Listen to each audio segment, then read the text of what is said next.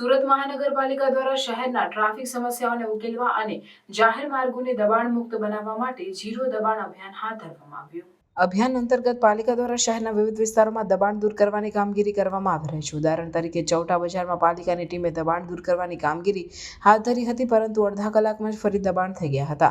દબાણ દૂર કરવાની આ કામગીરી દરમિયાન લારી ગલ્લાવાળાઓએ તેમની રોજીરોટી ગુમાવવાના ડરને કારણે વિરોધ પ્રદર્શિત કર્યો હતો। તેઓએ રેલી કાઢી પાલિકા કચેરીનો ઘેરાવ કર્યો હતો, જેનાથી પાલિકાની કામગીરી સામે અસંતોષ સ્પષ્ટ થાય છે। પાલિકાએ શહેરના વિવિધ વિસ્તારોમાં 56 શાક માર્કેટ બનાવી છે, પરંતુ 22 માર્કેટમાં કોઈ વિક્રેતા બેસતા જ નથી। ફેરિયાઓ માર્કેટમાં બેસવાના બદલે બહાર ગેરકાયદે દબાણ કરીને ઊભા રહે છે, જેના કારણે ટ્રાફિક સમસ્યા થઈ રહી છે। દબાણ દૂર કરવાની કામગીરીમાં પારદર્શિતા અને કાર્યક્ષમતા લાવવા માટે પાલિકાએ ટેકનોલોજીનો ઉપયોગ કરીને પેટ્રોલિંગ વાહનો પર GPS ટ્રેકિંગ સિસ્ટમ ફિટ કરી છે। આથી કામગીરીના ટાર્ગેટ મુજબ રૂટ પર પેટ્રોલિંગનું ક્રોસ ચેક કરવામાં આવે છે।